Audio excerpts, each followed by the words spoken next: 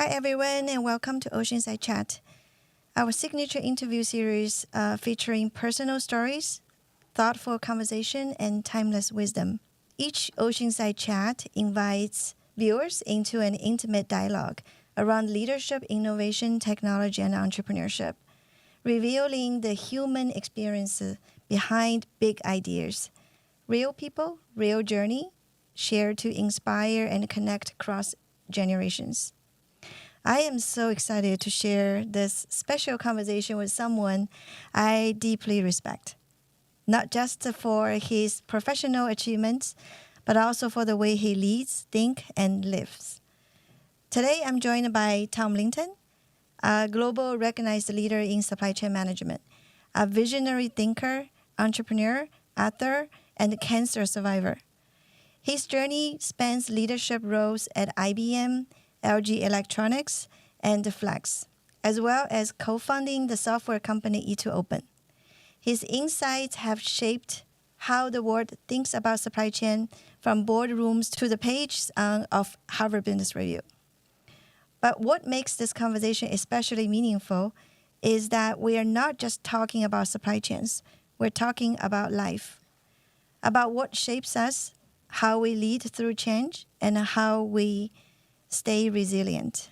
Whether you're a student, an industry professional, or simply curious about leadership in today's complex world, I hope you enjoy this thoughtful and honest conversation with Tom Linton. Tom, welcome. Thank you, Helen. How are you today? Great, just off a flight. Yeah. Just landed, so I'm not, it's too soon to be jet lagged, but I'm 3 hours ahead of you. So, yeah. Okay, so you're always ahead of me. Yeah. That's the thing. 3 hours ahead of you.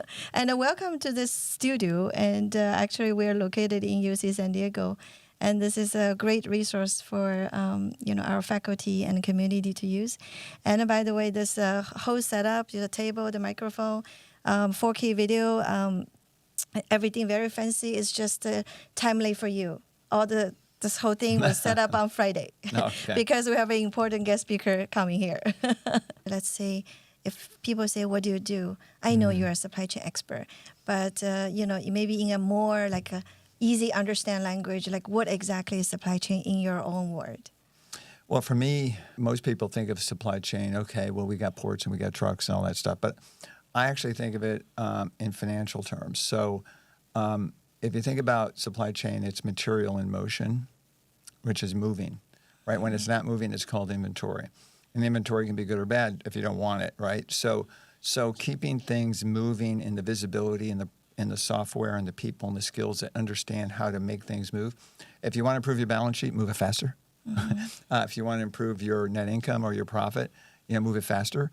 And if you want to raise your revenue by having more time to build more product, do it faster. So I always tell people speed wins. Mm-hmm. Speed wins. It's very simple. And the theory of everything in supply chain is speed. So I always tell people, I said, if they don't know what they want to do today, focus on doing something faster. Mm-hmm. And you will move the needle. If you don't focus on the speed element of it, most people get transactional or they get process-oriented. Oh, drives me nuts, right? Process. I mean, we live in, there's something called tyranny of functional excellence. I don't know if you've heard that term before. But it means that people get so focused on being the best at, say, procurement, or the best at supply chain, that the hell with everybody else. I'm going to be the best. And that's a huge mistake because the ecosystems of supply chain are multifunctional. They're global. They're suppliers. They're customers. And so figuring out how to engage and take a supply chain and say, okay, this supply chain takes me 50 days. How do I reduce it to 30 days? Mm-hmm. Yeah. Money will come out if you do that. Mm-hmm. So no matter what your number is, I always tell people, figure out how big is your supply chain, measure it in days, from raw material in through finished product sold. And that's your territory. Mm-hmm. Anything that's in your way in that field of view, yours. Mm-hmm. Don't let anybody tell you that you can't. If you got the title of a chief supply chain officer, that's yours. Mm-hmm. So push any obstacles out of your way and improve that, and you will be successful. Yeah, you have such a reputation, in the industry And I personally think you're visionary, for like whatever the future might be for supply chain. And you're always ahead, just like that's the norm. And but how would you describe your own role? Like how do you differentiate yourself from the rest of, chief supply chain officer, the leaders in the industry? Well, I intentionally try not to do things that have been done before, because the old saying, if you always do what you always did, you always get what you always got. So if you want to make an impact and you want to make a transformation, I saw a study recently where, I don't know, almost all CFOs and CEOs view their companies as in transformation. So if you want to be part of a transformation, be transformational. In other words, look at what you have, look at the design of it, look at the tools you're using, look at the people you have, and look at improving those each. Get better tools. If necessary, get better people. Get better software. Your designs are in the wrong location, or your hubs are in the wrong location, whatever it may be. Think about it broadly, and then say, okay, if I change it, what can I achieve? I think that's the way I would do it. I generally look at things differently. I hate running things or managing or maintaining. I don't like those words. If you're managing or maintaining or operating or running, in my opinion, you're not doing. Because you're not changing and you're not transforming, you're just running something. So to make an impact, change it.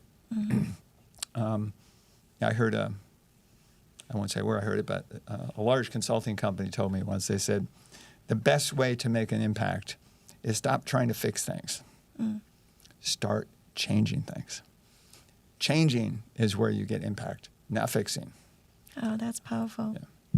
Yeah. I'm curious about how you get where you are today, that powerful thinking. So you also mentioned about upbringing. Is there like a hero in your life who impacted you the way you think? Yeah, well, obviously my dad did, because he kind of advised me. I had when I was running a political campaign early in my career for a state office, which I kind of fell into because I was in political science. I loved being in politics. My dad, I had an interview opportunity with both GE and with IBM, and my dad was with GE. And he said, well, I think if you can get an IBM, that would be better for you. And then I got inside IBM, I had an interview opportunity in sales and in something called materials management. That's, I think, what the term was at the time. They didn't have some of the concepts we have today about supply chain. And, this is back in the late 70s. And he said, he looked at me and he said, I think you're more of a materials guy. Whether he's trying to protect me from going to the sales route, which would have been time away and all the things that you have to do to be a successful person in sales. That's how I ended up in materials. So, yeah, definitely my dad growing up. In terms of figures, I've always been amazed and respected Teddy Roosevelt because of his confident leadership. He was, kind of damn the torpedoes, full speed ahead, kind of operating style. And he was really focused on changing a lot of things in a positive way. I think he was also probably recognized today as one of the greater presidents, along with Lincoln and Reagan and Washington and others. So he would be one that I always kind of look at. His autobiography is great as well. And so I've read a lot about him, whether it's being angry at the bad meat that's being sold, or the West and saving the national parks, or some of the transformations that he made with the country in general. I think that kind of thing I think is for me inspirational. Yeah. That's perfect, because you have your dad. A lot of people have such an influence from their parents. Why do you think your dad picked the material? Well, he wasn't. He was an electrical engineer.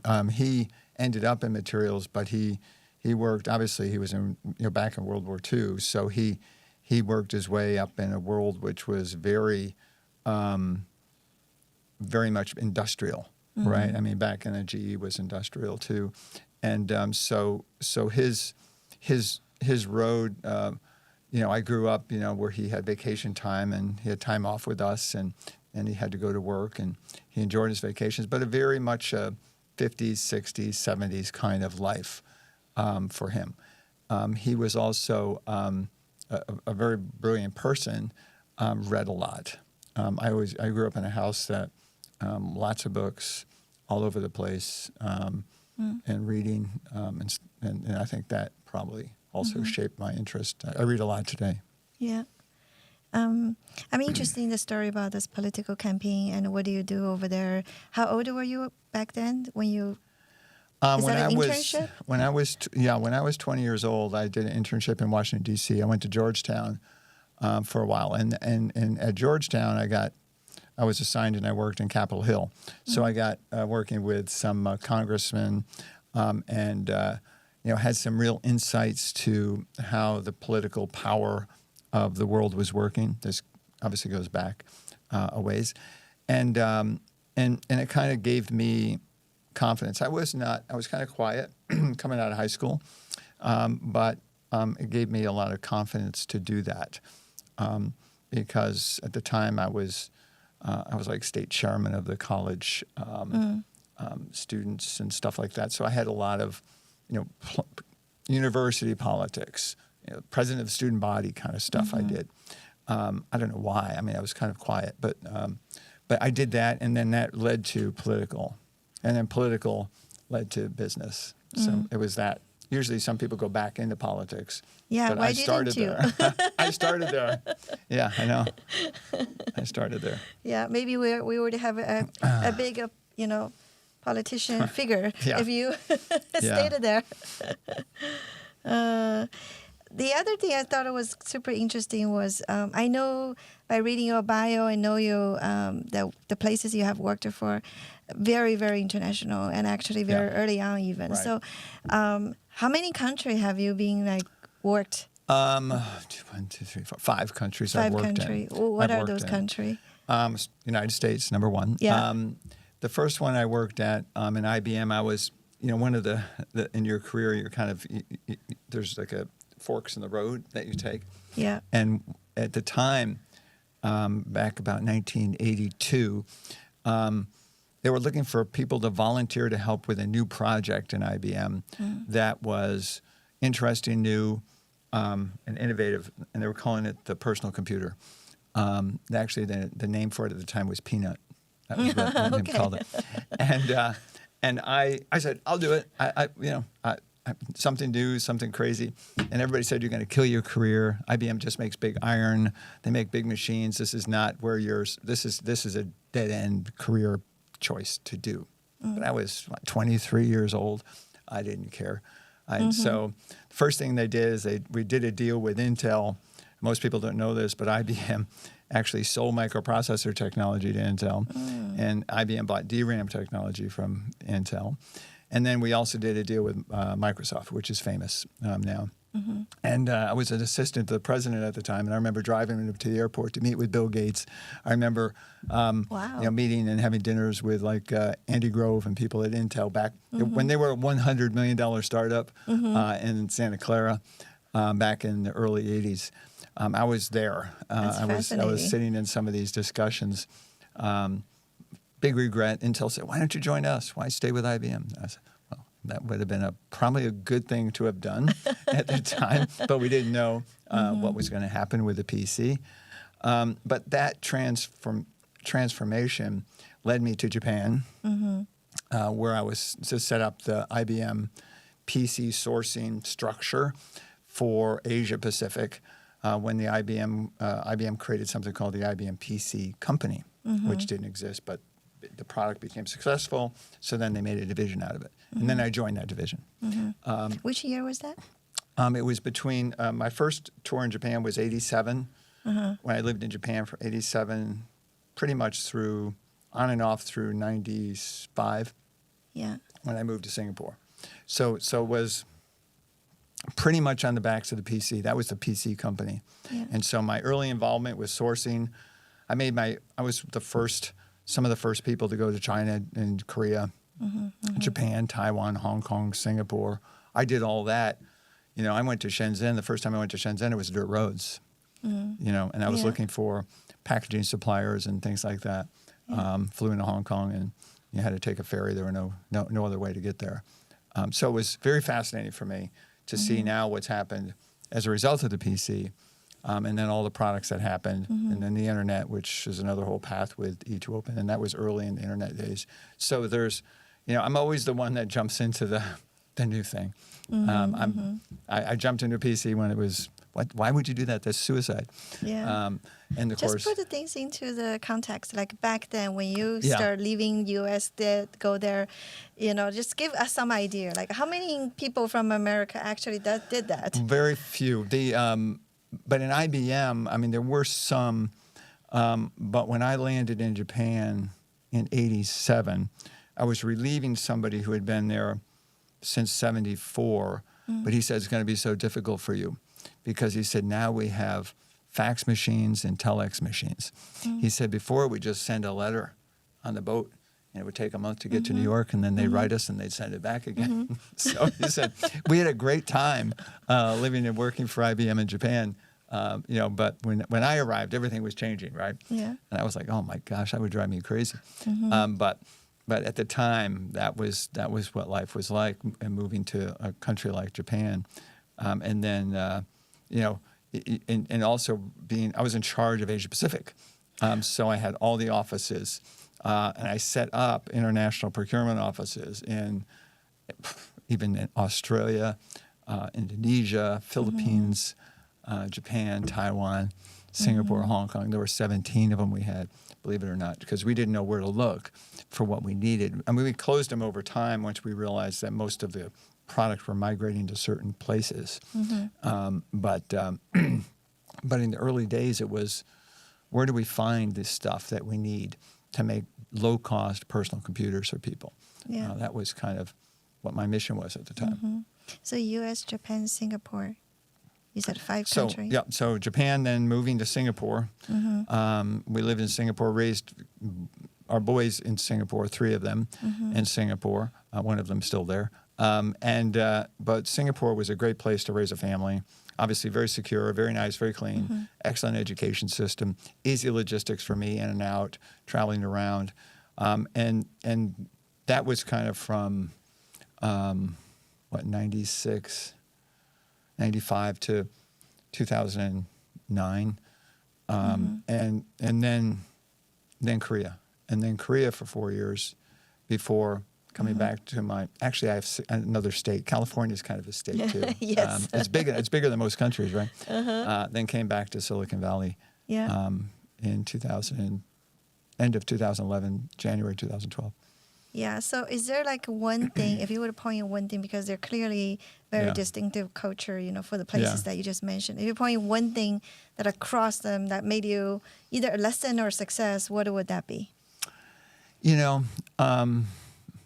I've always been a very adaptable person. I don't know why I really grew up. I never moved in my life, but I'm a very adaptable person. So I could adapt to the culture, or adapt to the workplace, or to Japanese boss, or a German boss, or a South American boss, or a Korean boss.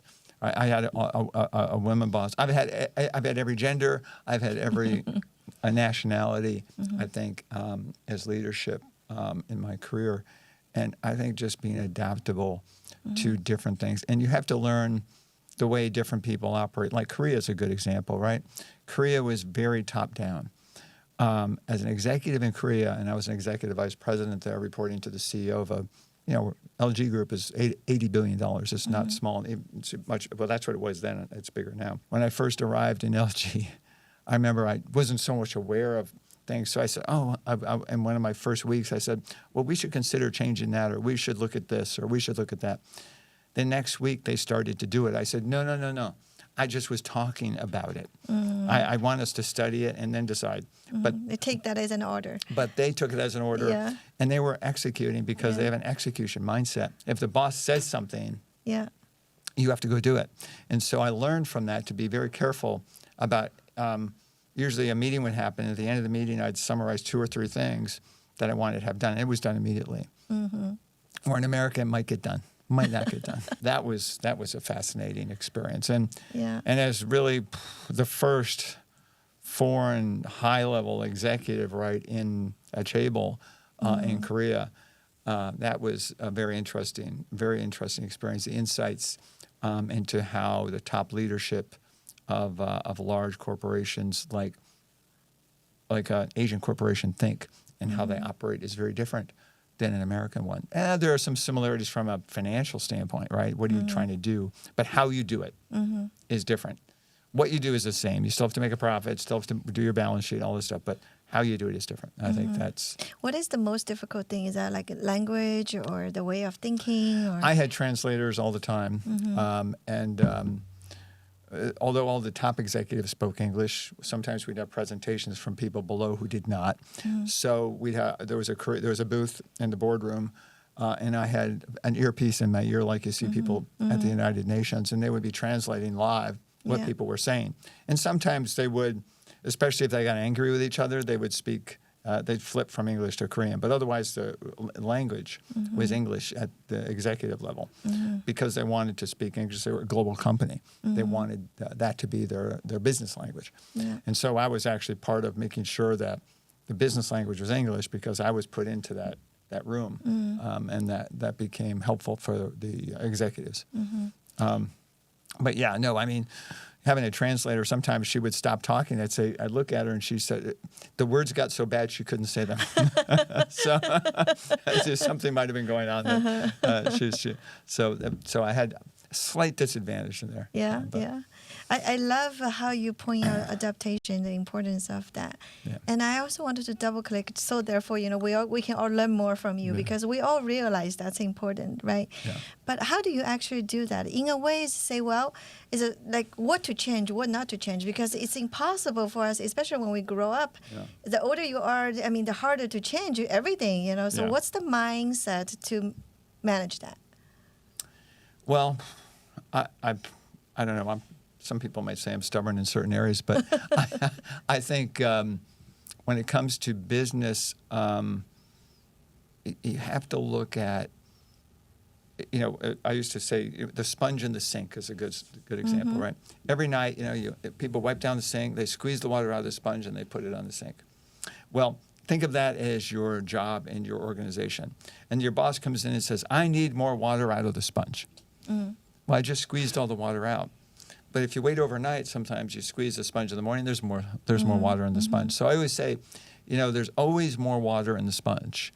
But what you have to do is you might have to hold it differently, roll it differently, squeeze it differently, set it in a different location, whatever it may be. So a business is like that. Well, I saved 5% last month, or I saved 10% last year. I can't do it again and again. Well, you know what? I did it again and again and again and again.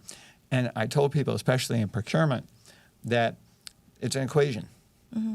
Scope of work equals price. Specification equals price. Quality. So if you think about your mathematics, right? It's an equation. So if you want to solve for price, if you want to solve for a lower price, what do you have to do? You have to change the scope. You have to change the spec. You have to find a different supplier in a different place, whatever it may be. But you can always affect the equation, but you have to do something.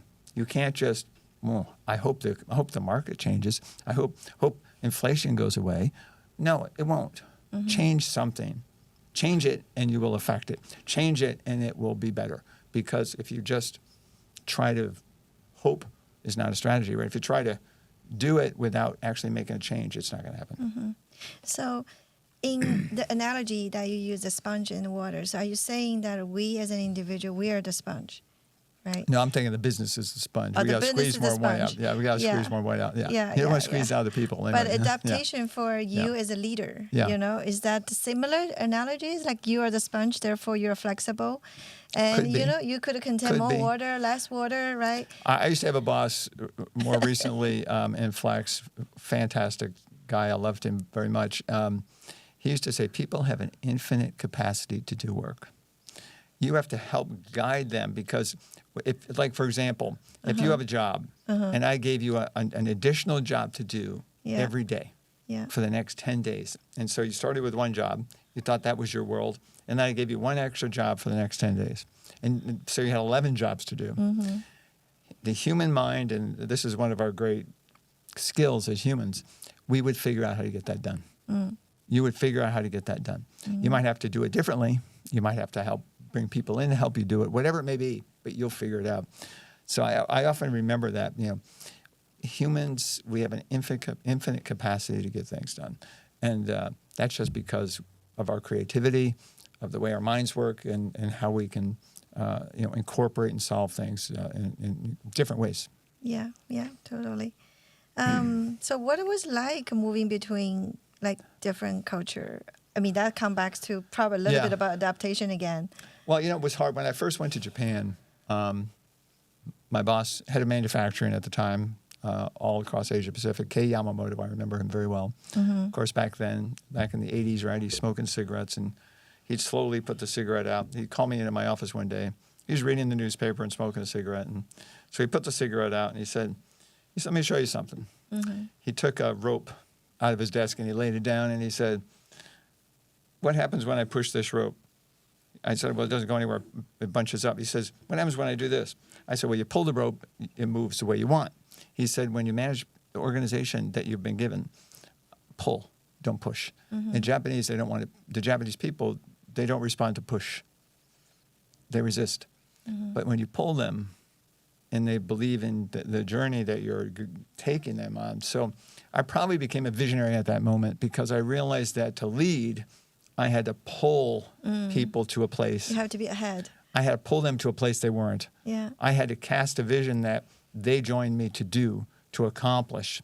Not only the people that work for me, but I had to convince maybe the executive team, or I had to convince other people to do it, to join me on that journey. And so that was all came from that late 80s conversation with a Japanese executive. He said, pull, don't push. Yeah. Wow, that's a fantastic story. I mean, it's vivid. I mean, I can literally see that I was in the room with you. Yeah. But I also say so much, right? Because when you pull, you're ahead. Right.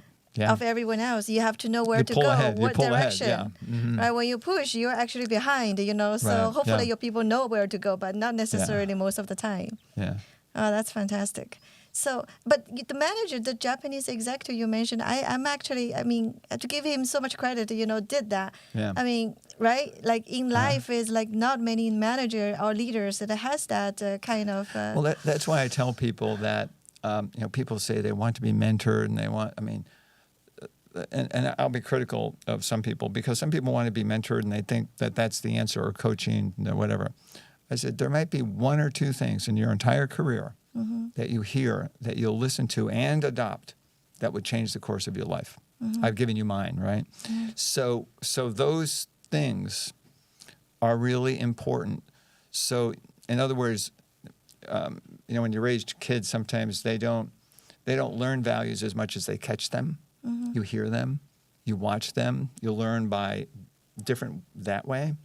And I think business is like that too. I think you can look at a great leader. How many people have gone through all of Steve Jobs' Instagrams, all his books, to try to read what his mind was like? And they've learned from it. A lot of great companies have come out of that mindset. That aesthetic, that product aesthetic that he brought.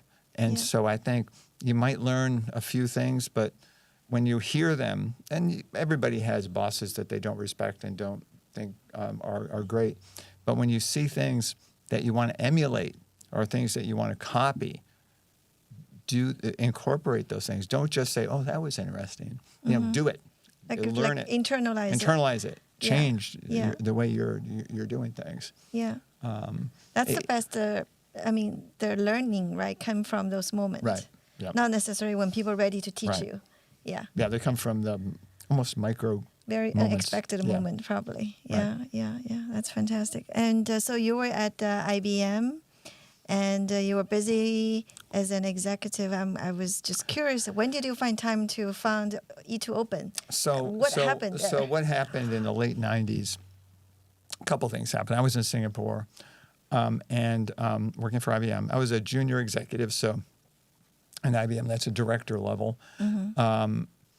The next step is vice president, like chief procurement officer, vice president, and then they have a few senior vice presidents. So there's a big pyramid, and IBM is so full of talent that, you get to a certain point, and it's like you and, 50 other people are uber talented. Mm-hmm. Not everybody's going to be able to move up, and you'd have to wait because in IBM people stayed their entire career. So they worked there for 40 years. So it's not like there's a lot of turnover above you at that time.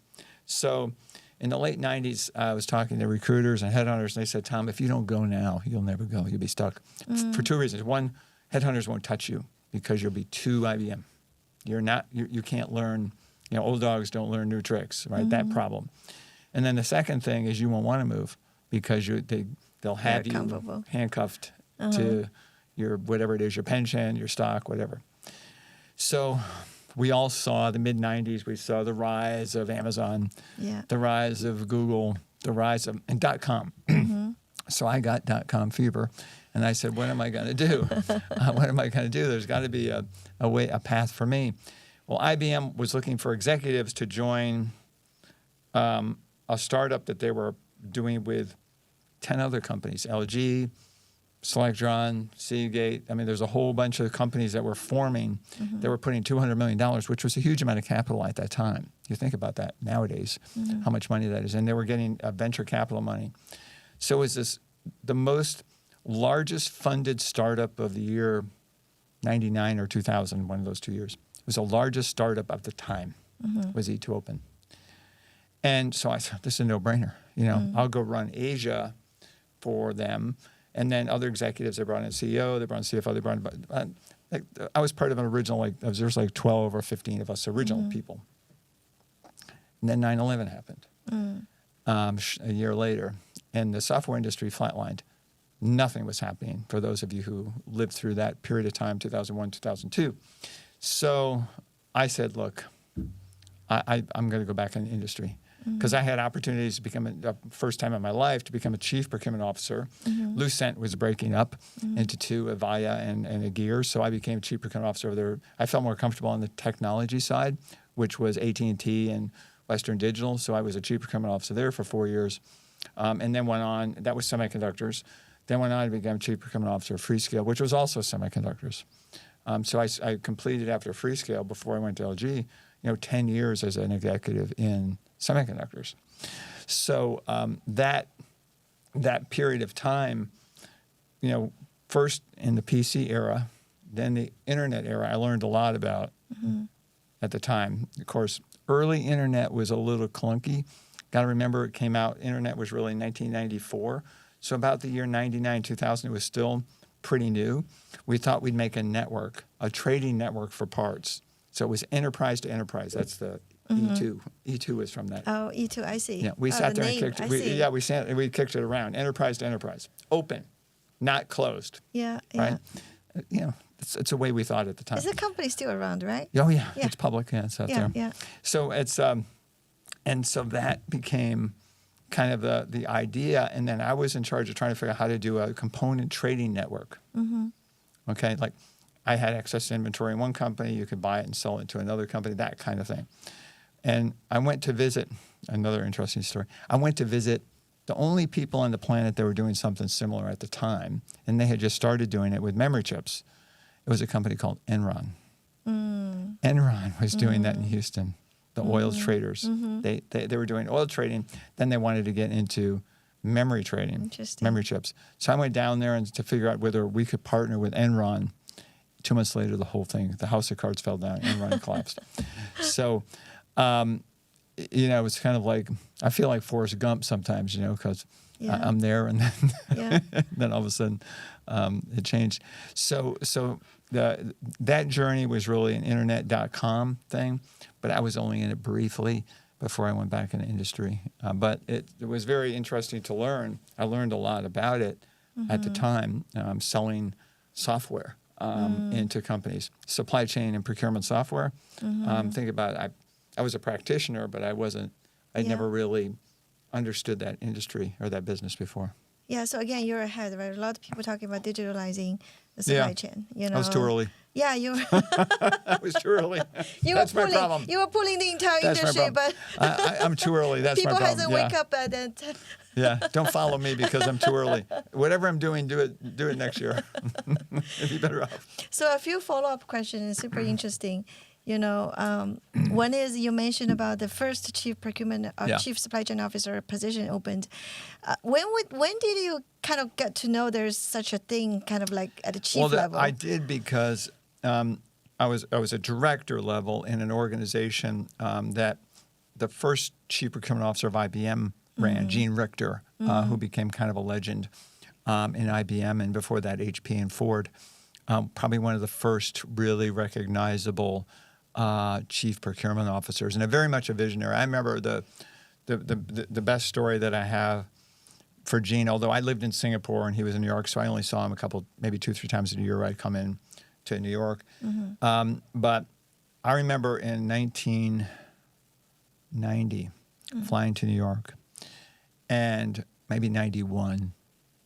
And I met with Gene. I said, I know this may not be a popular thing to say, but I think we need to go back into China. We need to start developing our sourcing in China. We had totally backed out of China, all the sourcing. I said, I have this plan to build something called the IBM China Procurement Center in Shenzhen, which became the core. It was partnered with IIPC, and then we built this, and I signed a joint venture, and we actually set up a joint a procurement center there. I brought in a leader. We hired like 50 people, and we started to have a lot of China sourcing events. But it was interesting. He told me, he said, Tom, when I was in his office, he says, Tom, you're right. If I ask for approval for this, it will be denied. But I want you to start it. I want you to go back, and I want you to start doing it quietly. Just do it quietly. Just get in there and start building it up, which I did. Fortunately for IBM, I did that because IBM had a huge head start. Coming into the late 1990s, when everybody else came roaring back into China to source in China and buy in China, we were already established well there. And we had a large footprint, hundreds of people sourcing and buying in China. And that process led to the formation of Legend and Lenovo. So the core in Shenzhen that actually started, I can't take credit for Lenovo, but it became one of the core pieces of IBM PC business in China that became part of the Lenovo group. I see. But it was just going in there early, and that was really, thanks to Gene saying, go, do it. So he was a visionary in that sense, in terms of, and you kind of, when I said you pick up little things from people, that risk mindset to just do something. Don't wait. I mean, I was already anxious to do something, obviously, because I was in charge of Asia. Yeah. And at that time for IBM, not just the PC division. So I had support requirements for all of IBM's in Asia. Yeah. And he said, yeah, let's go in. Yeah. So that's interesting. But Chief Procurement Officer, Gene Richter, one of the first, one of the best. Yeah. One of the first, can you remind us the year that he became? Do you remember? I want to say very early 90s. Lou Gerstner brought him in. When Lou Gerstner came in to take over IBM, Jerry York was the CFO. He came from Chrysler. And they were transforming the leadership team. So they brought in Gene from HP. And Lou Gerstner came from, I think, American Express, and Jerry York from automotive industry.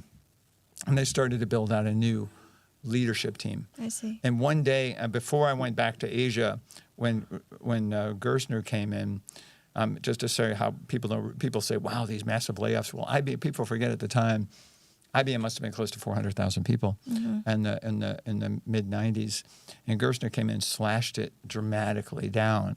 And in one day, there were 3 levels between me and the chairman of IBM at the time. I was living in Connecticut, and all 3 disappeared. Oh, wow. All 3 were fired. Wow. And so I was then pulled into a room and said, "You're part of the blue team. The blue team are the people that are going to rebuild IBM." I was like, okay, but who's my boss? I mean, I'm technically reporting to Lou Gerstner on paper because my 3 levels in between are gone. But then they eventually restructured, I think, a month or 2 later. But you go through these periods. Because it takes a while. If it's early 1990, right? Yeah. It takes so many years, right now, the chief supply chain officer, chief procurement officer become more and more popular. Right. If that's like Gene Richter was the first one we know, I mean, it's really a lot of credibility. Dave Nelson, who recently passed away, is another one. He came out of Delphi and Honda. I see. And more automotive and Midwestern type. But there were some early ones that I think really influenced the industry. Of course, I know that from my involvement as a board member at ISM and then chairman of ISM, which actually certifies supply chain people. I see. So I kind of got aware of more than just my tree, as they call it. Everybody, are you under Gene Richter's tree? Yes, I am, I guess. But there are other trees out there that people can look up to and say this was the first person in my industry, right, that did that. So Oceanside perspective, I would say, well, first of all, we are content creator for the purpose of education. And we are a nonprofit, so we really care about our mission and impact. What is our mission? We have a tagline called Light Beyond Generation. So hopefully that people who are really interested to learn more about the leadership, innovation, technology, and entrepreneurship, which is a short light across generations. So you're the very few people that I know that who not only was a practitioner, the leader in the industry, but also somewhat touched base on the whole software, system for supply chain. I mean, how would you describe that experience, like going from a practitioner to hardware, like physical goods, to sort of a software environment? Well, unfortunately, I was a curious person because otherwise it would have been really hard because I had to learn about web services. I had to learn about T1 lines. I had to learn about how large software moved at that time, even back 25 years ago, back when we still had fax machines. So it was slower. It wasn't as responsive. It wasn't like today. So and that learning process, knowing that the internet was going to become bigger and bigger as it got stronger, just like AI today, was very interesting for me to be there early. I probably should have gone and started in Amazon, actually, but I didn't have the courage or knowledge. I didn't have the knowledge, courage, or money to do that. But there was at the .com era, there was a lot of people that were looking to how can I make a buck, just like the hundreds of AI companies out there today. Yeah. How does that experience help you or enable you to do whatever the later on journey you had? Well, the more times you change companies, in over 45 years, I think 6 times, or a total of 6, you end up becoming very adaptable. You become very adaptable. It's kind of like if you move around a lot, you become very adaptable to moving around. And I think it's important that, and you know it, you see it. You see people who spend their entire career in one place. That's great for them, maybe. But, what else would they have achieved or learned? Again, my problem is I'm curious. So, learning something new was always of interest to me, right? New country, new company. So that was interesting to me. Innovation kind of falls in that same vein, right? Curious innovation, that all falls into people who are adaptable, I think, and creative, I think. Well, you were just talking about, I'm thinking about adaptability. I mean, water is probably a good analogy, right? Yeah. It's just like if people wanted to find some sort of analogy to the best way of adapt, is really water. I mean, still water, but it could be ice. It could be something else. You could put bubbles in it. Yeah. Make soda out of it. Make coffee out of it. Yeah, whatever. it could be very strong as well. Right. Very resilient. Yeah, in a way. Yeah. Absolutely. Well, so we can use your help for so much things that we forward looking. I don't even know where to begin. First of all, congratulations on your article that you published on Harvard Business Review for the AI in supply chain. Tell us a little more about that. Yeah, so that was in January, February, just a couple months ago. Yeah. The print edition of the Harvard Business Review was doing an entire magazine on AI and transformations for organizations. So I was asked to co-author it with David Sumichi-Levy from MIT and Microsoft Research. Had several people working on this. Of course, Microsoft very early in Copilot, ChatGPT, and also early users for themselves using it, right? Because they were cooking it so they could play with it, before other people could, and some of the lessons that they were learning. And myself, and I was really pulled into it by the senior editor of the Harvard Business Review because they knew that I could put a different lens on it. Microsoft has a lens, obviously. They make the product, they sell the product. MIT has a lens, really from an academic standpoint, but my lens would be more on the commercial side and how that might be practical. Be practical. So I'm sure that our whoever is watching wanted to know more about what exactly the vision was in the article. I mean, I wanted to maybe let's unpack a little bit layer by layer. First of all, what's your view about AI or generative AI? Well, first of all, you have to strip away all the noise that's around it. I mean, it scares people. They're going to take my job. They're going to eat the world. All those things, I think, push that aside. It's a tool. It's a tool that we use. What makes you so confident it's a tool? It is a tool because we it's control. Only a tool. We turn it on and we turn it off. Okay. It doesn't turn itself on. So where we use it, how we use it, the things that we can point it at, and the agents, these little things that actually are designed to focus on specific problems, are going to be enormously helpful to getting some of the waste out of supply chains. Supply chains, in my opinion, even though we've sped them up and we've designed them, when I get a group of supply chain executives together privately, I say, we suck. I mean, there's a good reason why these ports are the mess they are. It's a good reason why stuff is all over the place. There's a good reason why it's too expensive. There's a good reason for all these things, because we can do better. We can always do better. Yeah, all the great things we've done, we can do better, a lot better. Here comes a sponge. And AI offers that opportunity because what it does is you can actually say, okay, I want AI to read all my contracts. I want them to review them. I want them to tell me what's right or what's wrong in them. I want them to compare them to my invoices. I want them to compare them to what's going on with my competitors. I want them to tell me what's going on. AI can be something that we could never do before in many areas of our business, whether it be transactions, whether it can be intelligence for demand planning, whether it can be interactive planning, all the things that we've always dreamed of doing, we can do. But perhaps most significantly, and the biggest problem, is going to be a lot of transactional work can be done by AI. Some of the latest information right now on AI shows the decision-making of an AI manager on the same set of information as a human does equal or better. As long as it's not, nuclear codes. We're talking about, how many parts do we order in January versus February. I mean, things like that. AI is enormously successful. And the cost of AI is a fraction. So the problem is going to be, what are we going to do with the people?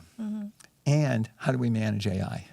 How do we train people who are trained to manage people to learn how to manage AI? Yeah.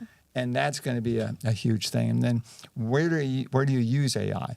I really pushed into this article a lot of this what if analysis, because you're making a lot of decisions every day. Well, what are the other 10 things I should think about that I'm not thinking about?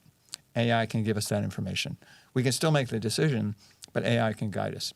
And I think that's going to be a big help across all functions, across all skill sets.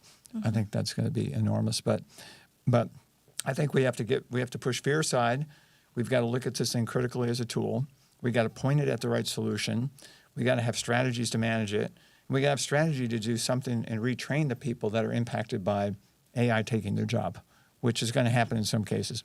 Mostly lower level jobs at this point, but there will be some management decisions that maybe in S&OP, sales and operational planning, where a machine can make those decisions. You don't need 10 people sitting in a room making, okay, we're going to order 10 of this and 10 of that. Mm-hmm. AI can do that, and it can do it in an instant.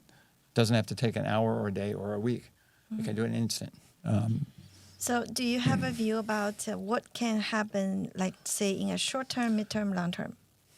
In AI? In terms of, like, supply chain application? Short-term, which was our major focus of this particular article, okay. Is short-term, start using it. There's 170, 200 companies out there now that are selling AI supply chain software tools. Oh, wow. That many. I mean, it's just, I can't tell you how many there are out there. So many. And I think Gartner's trying to figure it out. But there's so many, and each one is focusing on different ways of doing it. So they're called agents. Like I might have an AI tool that's looking for misspellings in my contract. That's all it does, right?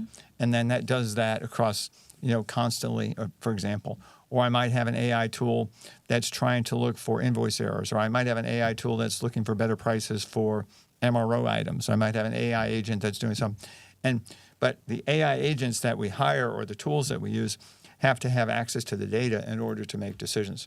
It's got to have full access to the LLM or the large language model, the data that actually has the information so it can make the decision, where humans can kind of go and look around. Yeah. Okay, how does the AI do that? How permissions does it have to do that? And then who does that? That's going to be short term. All that can be done now. If you're not doing it already, you're late. Okay, that's now. The next step is going to be as AI moves up the decision-making tree, could get to the point where it's actually making decisions that maybe a first-level manager would make in a company. And it's kind of autonomous supply chain is the word I like to use. An autonomous supply chain is one that's being run, but you're not actively managing it.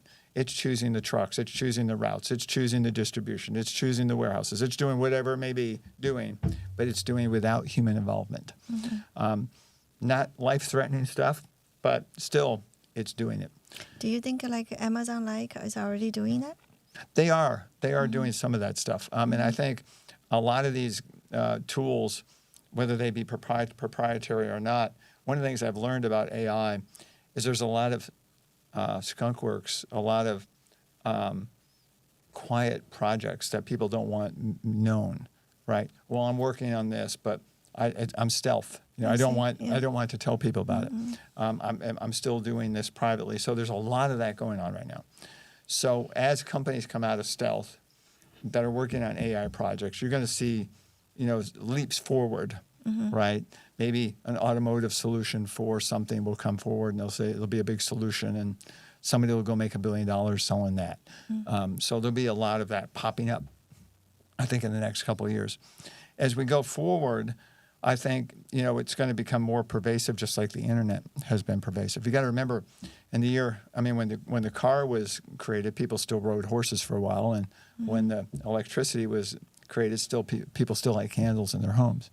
So, and when the internet was created, not everybody was on the internet, and still, how many years later, 20, 30 years later, there are a lot of parts of the world that are not on the internet. So I think AI will be like that. The adoption will be first world, and then spread out from there. And I'm convinced. I get excited about it, but I almost wish I could start again right now and get into AI, just because I think it's going to be so fascinating what that achieves for humankind. It will be you listen to Sam Altman, and you listen to the gurus around AI. It's going to change the world and all this stuff. And there's a path forward for that. But right now, it's just a fascinating technology solution that we can make our lives better with. If you are still an executive in a company that leading the supply chain, what would you expect your people do, your team do? Well, the first thing I do is I get a group of people focusing on the tools that I can use in my company, in my function, and make sure you knew which ones are working, which ones aren't. You got to really do proof of concepts on a lot of these things. Try them out with your data, and then start using them. Start small and start often, and just keep iterating on it. Start using it slowly and expand. I think the big challenge is going to be like some companies that might have, say, 20% of their people doing transactional work. Those 20% people probably are going to be replaced by AI. So you're actually thinking AI, of course, the initiative is top down. However, the integration is actually bottom up. Right. And the interesting thing about AI is even people coming out of university, they're just learning about it now too because it's new. Yeah. So there's a lot of people who are mid-career that need to be retrained in it. There are a lot of people that are maybe excellent planners, for example. They need to be retrained in it. Otherwise, they're going to be disrupted by it. Yeah. And I think training, learning, a constant amount of education is necessary at this point. Bring everybody up to speed on it. A lot of companies are doing that. There's a lot going on. But a lot of it is still changing daily. There are new things that are happening daily right now that are astounding, that are proving different ways that you can use AI that people didn't think about. Yeah, I think we, during my class yesterday and last weekend actually, we talked about there's a reporter coming from, World Economic Forum. They released those annual job report. Yeah. And the report is really calling about upscaling, reskilling for the workforce. How do we integrate AI? And they point a couple of things quite interesting. One is, on your resume, the states, you have to have AI literacy. And then the recruiter is probably no longer interested if you don't know how to manage AI, especially if you're in school learning something. Yeah. One last thing was, I think the human skill. The human skill is going to become more and more important. We talked about because I teach emotional intelligence, at Rady. So I thought that was super interesting. What's your view? When AI start replacing, then what? I heard a Stanford professor give us talk on her LLM that she had, a company that she started. And she said, as much as she was early in OpenAI and she's been in this for years. And she said, AI will never be able to out-innovate a human. It will never be able to out-innovate because it just doesn't have the wiring to innovate. It can iterate, but it can't innovate. And she didn't think it would ever be able to. Now, that's probably changing over time, but I thought it was very telling that the humans really are the innovators. We're the creatives. We're the ones that actually can see around corners. AI will see only what it sees, right? And that will be in your data. So that I think that's very interesting. I like that outlook. However, I also worried because, 100% of human population, reality is not everybody is an innovator. A very small percentage of people, right? We could actually call them innovator. So, I hear you. I agree with you. It's how do we do with majority of the population that if AI start taking more and more tasks from us. It's hard to predict the future when it comes to artificial intelligence because it will define it. I was talking to somebody that said that when it comes to writing, we're at 4.5 on ChatGPT. Yeah. When it comes to writing 7 and 8 and 9, AI will write it. You will write it. So you're too slow. The humans will lose slow. the innovation on that part of it. So it does have this iteration success story coming that it will get smarter and smarter the more data it consumes. If our energy bills can afford it, and the data centers can support it, and NVIDIA keeps making chips that can support it, and AMD and others, there's a tremendous amount of power required to do this kind of processing. So Yeah. It's It's fascinating. I would love to. I think given the speed, I mean, you emphasize on the speed importance. Yeah. I think AI is just like accelerating everything. I would love to, have those conversations more often, I would say. Yeah. Maybe every 6 months, checking to see where we stand. Right. That might be the right, I mean, in the future might be even faster than that. Yeah. So Yeah. that would be fantastic. Yeah. I mean, and I'm on the other end of my career, but if I was in the beginning of my career, I'd be all over this thing. Yeah. I mean, this is your future, just like the personal computer and That's internet right. was mine, right? That's right, yeah. This is your chance to grab this. When if somebody says they're looking for somebody on an AI project, take it. Yeah. But you have to be cautious because remember blockchain? Yeah. That didn't really take off that No. much, and it was a little bit too clunky and had too much trust verification process. I mean, there were a lot of things that people got annoyed by it. It still works for some in some ways, but this is kind of past it as on the hype cycle. Gartner has this hype cycle they have, and this is that was really hyped. It might come down a little bit next year, and something else will come along. But right now, it's maybe tariffs is getting everybody's attention right now. Yeah, no. So I'd love to move on that. I mean, just everyone know, like today is what, April 7th? Yeah. Yeah. So, I mean, I heard all the breaking news this morning. China is going to be 50%. all the Yeah. tariff situations. So, Yeah. first of all, right, Tom, it's very different probably from when you went to Asia and start building the supply chain. I think a free trade is more often the norm. Of course, that's like past, right? Mm-hmm. So, what do you think the tariff situation? I mean, what do you first of all it's interesting for those who are curious. Go back and look at July 2019. The Economist magazine did a 12-page special on supply chain. I was in it at that time, so I was interviewed by the Economist, and I was calling it. I said we're heading towards in 2019 before the pandemic. Yeah. We're heading towards a post-global world. The words I use, post-global world, and the title. You got to take us to somewhere better, Tom. So the title of the article was the unwinding. They called it the Great Unwinding. Yeah. Of the supply chains in the world towards a more regional supply chain. Now, I was an advocate of regional supply chains, not for political, not for tariffs, but for cost, because the closer things are to the point of consumption, the cheaper they are. Your balance sheet improves, your costs go down, and speed happens. So there's so many good things with proximity. Yeah. In other words, there's a rule around, there's a law around proximity when it comes to supply chains. You want things close. You don't want them all over the place.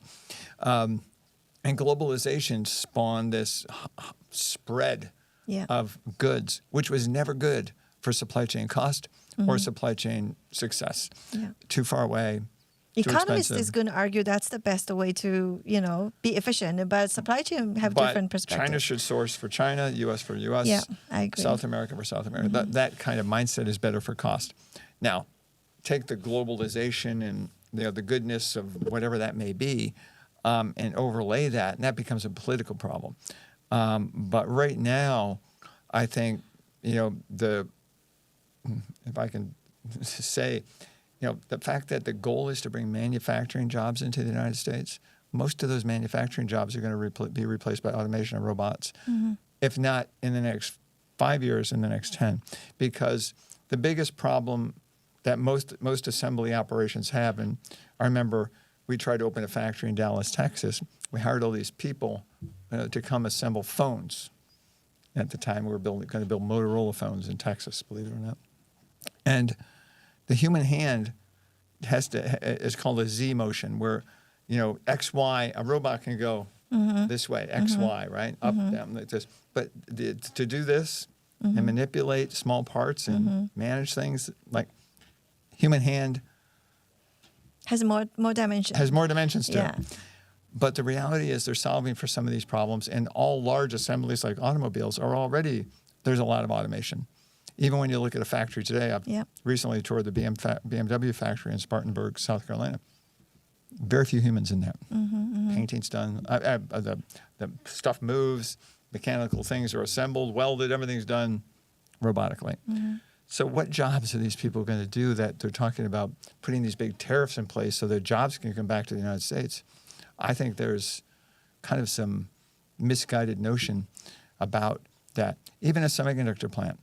I've been through a lot of semiconductor plants, and the ones in Taiwan that they're talking about moving back. Yeah. there's people in there, but not a lot. And they generally are PhDs and highly trained and highly educated people working in semiconductor plants. These people who don't have a college blue degree, collar, yeah. how are you going to give these people the jobs that you're talking about moving back, if you can move them back? Tim Cook did an interview I saw where he said the problem, with moving jobs back is the skills. Yeah. The skills in China are far superior for what we need to do in assembling these products, and we can't find those skills in the United States. So I think it's kind of like, to me, it's disjointed. 50% tariff to move manufacturing jobs back. What jobs? What companies are going to do them? Who's going to do them? It seems to be a dream, and I'm not sure it makes sense. I understand the politics behind it. But as somebody who's in that business and been in that business for a long time, I'd like to know exactly who, what, when, where, and how. Yeah, very targeted. Yeah.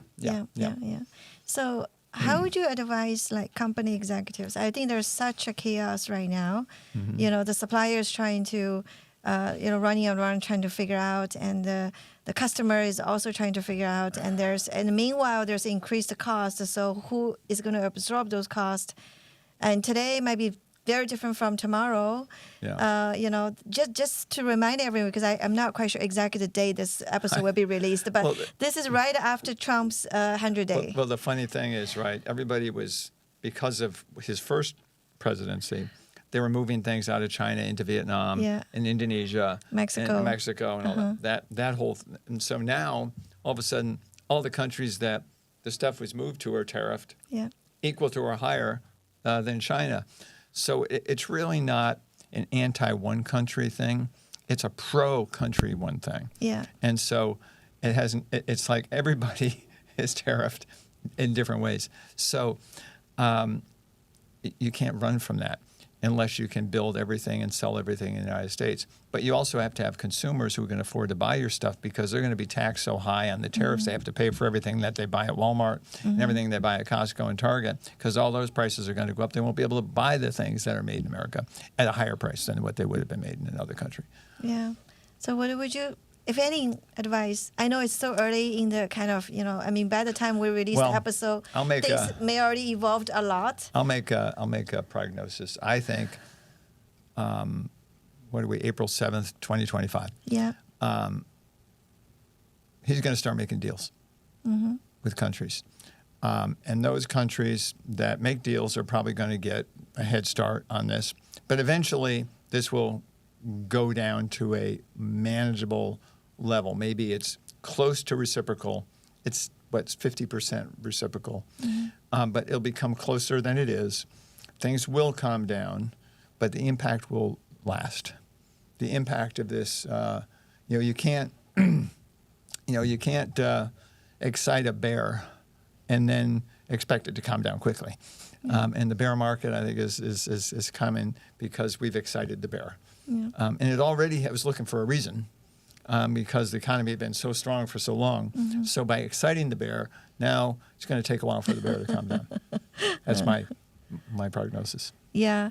So if we zoom out a little bit, it's because I think tariff is one thing. Your prediction is going to calm down, but it's going to be here to stay, right? And your 2019 kind of vision of regionalization. Yeah. Do you think that's the best strategy? Well, maybe not for companies and countries, but it is for supply chain. So I got to separate that. For supply chains, proximity is better. For companies and countries, it may not be. So that's where you have to make trade-offs. The ideal scenario is you manufacture in all. Yeah, everywhere. Everywhere. So you have no tariffs anywhere. You have employees and capability everywhere. I'm a big believer in a global footprint, but globalization may be dying, but a global footprint should remain. Yeah. If I were to characterize my thoughts. You need a global footprint. But the idea of moving things back and forth, I mean, how many times do the parts cross the ocean, and how much do you have to pay for that? Where everything's in one place, build it there. Your factory and a global footprint. And that would be my ideal scenario. So you've got plan A, plan B, plan C. Yeah, I also like the idea of like sort of regionalized, so you don't really focus on that country. Like right now, it's more like really, proximity, right? yeah. So you could utilize, for example, the Mexico and Mexico. Canada for U.S. Exactly, exactly. Right, Yeah. So the regional idea seems like Yeah, I'm not thinking in terms of national borders when I say that. I'm thinking in terms of distance and cost. Distance and cost are pretty equal. Yeah. You know, especially when time is involved, because time is the issue with cost. I have this presentation, I think I've given it before in San Diego, called "It's About Time." When you talk about supply chains, it's about time. Yeah. So you're on the clock. There's a clock that's ticking. You buy, if you're in the water bottle business, you're buying the plastic, you're buying the bottles, and those are being shipped, and they're on your balance sheet until you sell that water bottle when you put water in it. So that's a supply chain problem. You're on the clock all the time. It's about time. It's about speed. It's about proximity. Those are truths and rules and laws that, and both are my first book and my second book, The Living Supply Chain and Flow, How the Best Supply Chains Thrive. We talk about some of the physics of that and how things flow and how things that are close together flow better than things that are far apart. And who but Amazon taught us about, you want it in 24 hours? I can get it to you in 24 hours, right? And thereby satisfy the customer, increase their revenue. Right, and all those things were part of the supply chain shortening. Yeah. So one thing I'm curious about your thoughts because I think that's what a lot of people are saying. But given I have a supply chain expert and leader here, visionary here, I want to double click on that because you said earlier, it's good for supply chain, but not necessarily for industry or for business. However, I start seeing these things pivoting. Because these days, whatever the tariff, whatever the chaotic situation happening, is because supply chain equal to business, equal to industry. Right. In a way, it's almost equivalent, right? Because if the supply chain is doing well, supply chain is strong under this new dynamic environment, the business will do well. But otherwise, I don't think business could even survive, given that 50%. Who got all of this margin, right? Nobody. Right. And so once we get through this rumble of the tariffs, I think companies have got to really sit down and figure out their supply chains. I've never been a fan of the word supply chain, actually. In what way? Well, because it's a chain of events, right, that occur. But the ideal situation would be shorten the chain to the point where you don't have a chain. Your supply is much more tighter, a cluster or something like that. But the goal here is, in a corporation, which is measured on financial terms, the balance sheet is a supply chain job. Yeah. And so if your balance sheet is big and is bloating, that's your problem. If you're a procurement officer, you have a big stake in the income statement. That's part of your problem.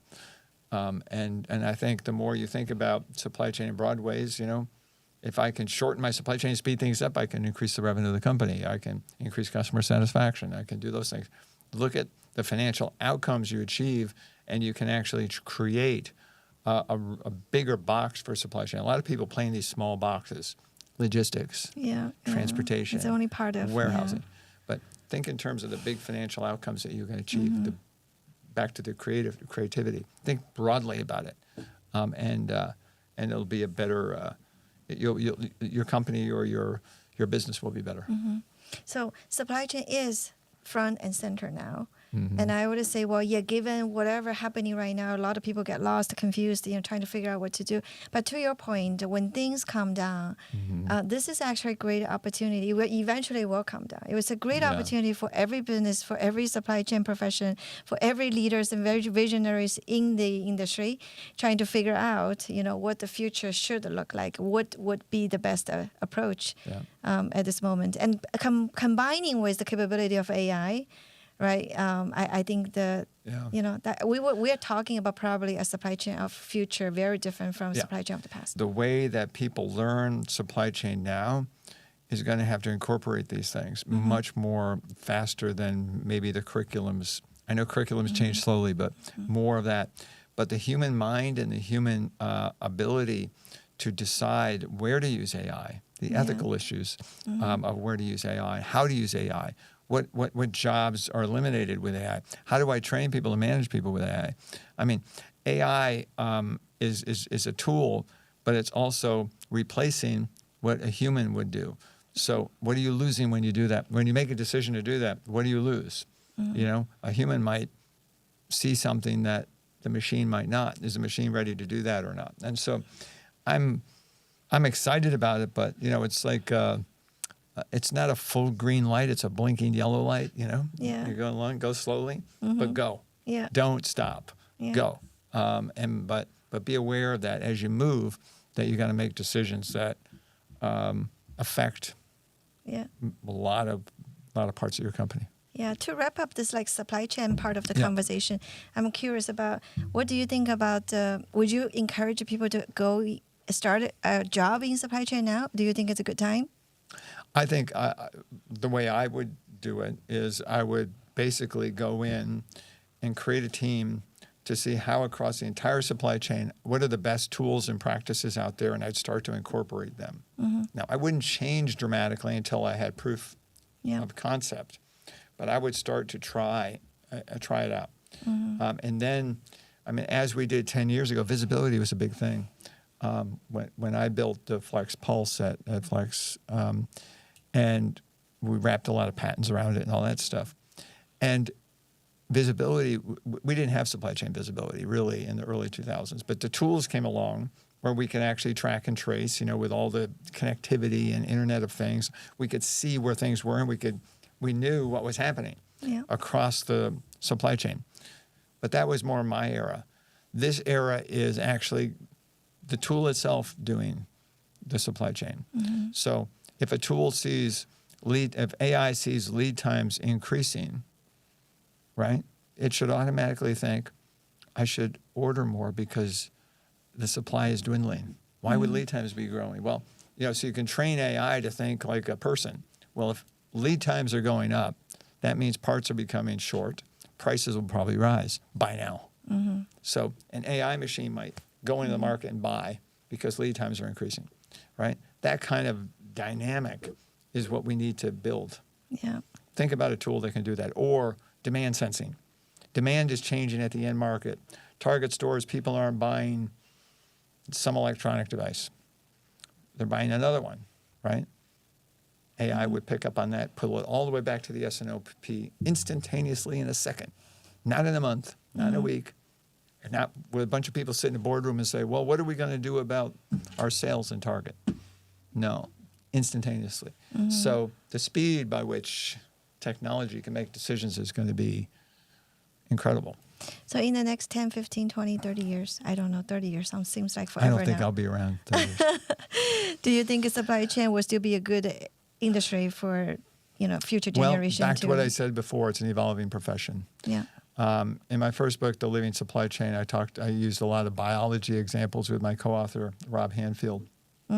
And what I really said was, what we talked about was it's an evolving profession. I mean, look at, I always say a good example, there's a mathematics field called fractal mathematics. It was invented in the 70s. But basically, it looks at patterns. And so if you look at trees, for example, the leaves are all the same pattern. You look at the grass, all the same pattern. Well, supply chain's a pattern. So look at the pattern and improve the pattern. You know, why do we have our supply chain?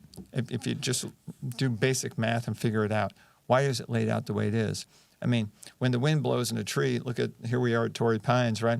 All those trees are leaning one direction because the wind is pushing them that way, right? Yeah. But all the leaves are going with the wind. They went with the wind. They didn't fight it. They went with it, and they survived. So how do we create supply chains that are more like observe the world around you, understand how it's, don't accept it the way it is. Your supply chain is a very malleable, changeable thing. And, it's a living thing. You know, it's not like building a semiconductor plant. You can move a warehouse. Yeah. You can hire different trucking companies. You can move things in different ways. So I think get people to build things, make things, move things, buy things, plan things differently, and you will see big changes in your financial performance. Yeah. Wow. That's powerful. Yeah, that's awesome. Okay, so I would like to discuss something pretty personal. Okay. So many of our probably viewers know that I got diagnosed cancer about 2 years ago, and I really appreciate that when I shared that with you, Yeah. and you shared your own experience Yeah. with me. Yeah. So I guess fortunately and unfortunately, I joined the club. Yeah. A lot of people are in it. Yeah, and I think you have this special way of shared your experience and motivated me somehow. I was very down that time, and I know a lot of people tried, but I think whatever the way that you Yeah. told me actually worked pretty well. So I'm curious. You know, again, you're always the visionary. You're ahead. I mean, as a cancer survivor, how has that shaped your view on life? You know, or on leadership, on purpose. well, That was how many years ago? Let's start from yeah, there. yeah. So it was 14 years ago. So Oh my gosh. it was a while ago. But what it did was, and I read a book called Super Survivors. I think I might have recommended it to you. Yeah, you recommended. And I realized that when you go through something traumatic, and this may be true of anything traumatic in your life, you're not scared of anything anymore. I mean, is it going to kill you? I mean, cancer can kill you, but is it going to kill you? Or, so you kind of go through, especially when it came to business. So when I was actually, and very few people, I shared this with very few people, even at my last job at Flex, that I would just finished the year before, chemotherapy, radiation, all those things that I'm sure you're familiar with. And that process was brutal. Yeah, super brutal. Right? Very difficult. But you come out of it, and then you realize, well, wait a minute, I made it through. And then you get the all clear. But people, you don't worry about the same things that you used to worry about. You don't worry about those things anymore because, I mean, they can't scare me any more than when somebody says you have cancer, right? What are they going to do? Okay, tell you have cancer. That's scary. So I think you become like a super survivor in the sense that, I had no patents before I had cancer. I have 4 patents now. I hadn't written any books. I've written 2 books. I hadn't been in the Harvard Business Review. I've been there, as we just talked about. So a bunch of times. And so I think all the stuff that you can fearlessly do, I like to tell people, there was a song that was written back, 25 years ago, I bet, by Tim McGraw called Live Like You're Dying. I always tell people, live like you're dying, because if you almost die, you're going to change the way you live. Yeah. Because you have a different mindset. Plus, you have to have a mindset that you'll get through it and come out the other side. And when you come out the other side, then you're going to have to go do something, right? You can't just sit there and say, woe is me, look what I just went through. Look at that. I mean, that's good for a short conversation right at a party. You might say, oh, wow, that must have been tough. And they move on to another topic, right? And it's the kind of thing where I think that maybe people who are in car accidents or coming out of war, you could have PTSD as a result of it, I guess. But when you go through something difficult, and many people do, I've talked to people who might have lost a child or had other issues in their life, and they come out of it differently than they went into it. So I think more fearless, willing to try things, push things, in many ways, maybe become more creative, try to figure out, don't do the things that you used to do the way you used to do them, that kind of thing. But because you do come through it. It's a rough ride for a short period of time. Yeah. But you can come through it. Yeah, I don't know what I would feel like if I'm like 14 years, after this trauma. But I'm like 2-year mark. The first year was really the treatment, the surgery, and everything. It was a brutal year. Yeah. It's like I was so bored, and I was very bored, and I was I just don't want it to be sick and sitting there all the time thinking about that and doing nothing. You know, I'm Right. like, I figure doing nothing is really, really difficult. Right. But last year, so I run. You know, I got a lot of things, like you said, that I've been doing, trying things new. But, you know, last week I went back for my 2-year check. Mm-hmm. And then I saw someone this whole floor was oncology, right? You see people holding together, crying. Oh, I know. I feel like it's still there. Like that, maybe that's the PTSD that you were talking about. I don't know when I'm going to get over it. I just, come out from it so emotional. You'll still have annual checkups. You'll still do that. I mean, so that's not going to change. But it is different when you go into the same place you were. Yeah. I've gone back to the same place every year for the last 14 years, and you walk in there and you still have that feeling. Yes, yeah, totally. When they put that band on your wrist. Oh my goodness, yeah, I know. It's so real. You feel like you're entering prison again. Yeah. That's how I feel. Exactly. Yeah. Exactly. I hope time is going to, solve that. Yeah. Okay, so let's come to the maybe last couple minutes. I'm really hoping that we could get some advice for our audience. And given your rich experience, how much you have seen and lived. So what advice do you have for emerging leaders that navigating complexity and uncertainty? There's plenty of them today. The biggest thing that I wasn't good at in early part of my career as a leader is just be confident. People can smell if you're not confident. Both your bosses and the people who work for you. It's kind of like, you want to get inspired, go watch some of those military movies with Tom Hanks or, Apollo 13 or something about leadership. I mean, there is a time when you just have to be confident, even if you're not. And some people are, more, as their personality, they're maybe more meek or more not as confident. Be confident. Confident people rise. So I always say, really, one of the things I usually do if I'm talking to a student group, I say, I'm going to give you a gift. I'm going to leave you with a gift today. And it's a gift that usually you get from your parents, but sometimes you don't. Even if you got it from your parents, you might have forgotten about it. But I'm going to give you a gift of confidence. I'm going to say you can do it. You like can. the Dumbo. You can do it. You can do it. Whatever it is that you're being asked to do, you can do it. You can climb the mountain. You can get through this. I think confidence is an underappreciated thing where you can't earn it.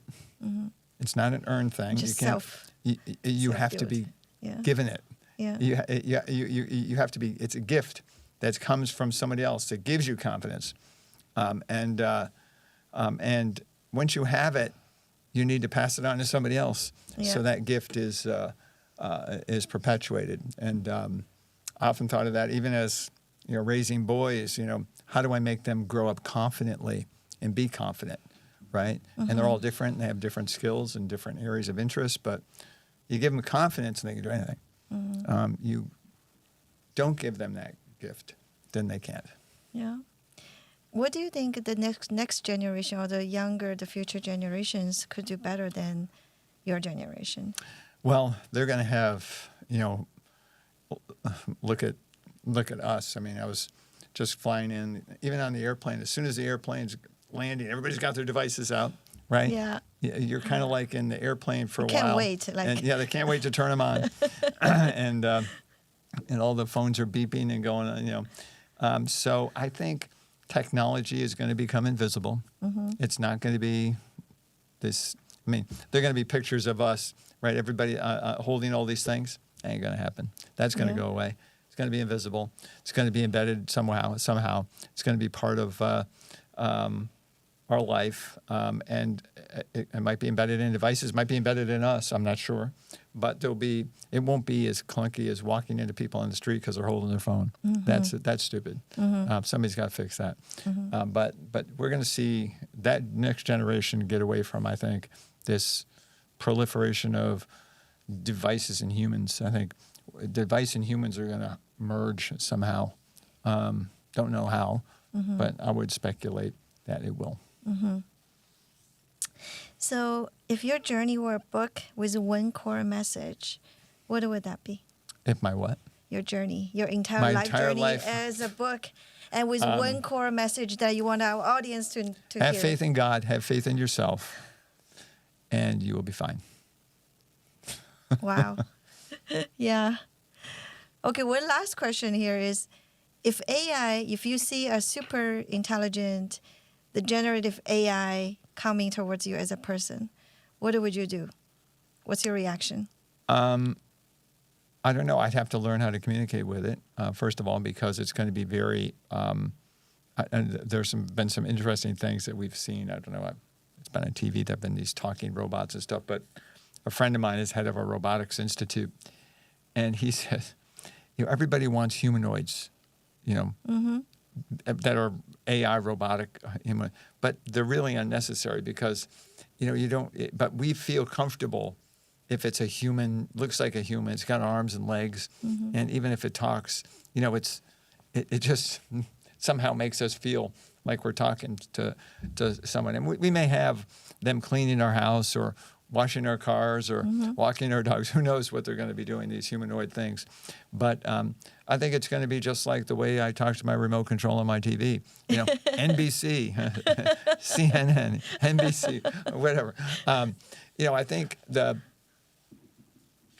going to have to learn a different language. How frustrating it is when we use any kind of verbal commands with technology. So I think we're going to go through probably a whole period of time like that.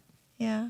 Well, that's fantastic. That's a good way to end this conversation. So, Tom, thank you so much for sharing your time, your story, and your wisdom with us today. Always glad to help. It's unusual to hear such a thoughtful blend of personal and professional insight, and I know our audience will take it away with a lot of the insight from this conversation. So from navigating global culture to pioneering innovation, and from facing life's toughest challenges to shaping the future of supply chain, you have given us a lot to think about it. For those who are watching, I hope this conversation sparks reflection, inspiration, and maybe even a breakthrough of your own, whether in how you lead, how you work, or how you live. If you enjoy this episode, please like, subscribe, and share it with someone who would appreciate and benefit from Tom's perspective. And as always, thank you for being part of Oceanside Perspective community, where we explore leadership, innovation, technology, and entrepreneurship across generation. Until next time, take care and stay curious. Thank you again, Tom. Thank you, Helen. Besides tuning in, how else can we help support Oceanside Perspective, and how else can our audience give us more encouragement? If you like our content, we love to produce more for you. But I would say maybe 3 things. The first thing is really subscribe. If you're on YouTube, please subscribe. And if you're on LinkedIn, please follow us. We are very active on all the social media platforms. So please become our community. I think join us, that's the big thing. Secondly is, if you love us, I'm sure the people surrounded you would like us as well. So please share, please tell more people about what we do, the mission we're trying to achieve across generation again, so everybody is included. This is a very inclusive community. So please share and tell other people about Oceanside Perspective. The third thing, I think, come back to resources. I would really appreciate if you would consider that to donate to our cause for a great mission and for more content that we're going to create and benefit our community. All right. Thank you so much for joining us today, Helen, and for talking to all of our Oceanside Perspective community.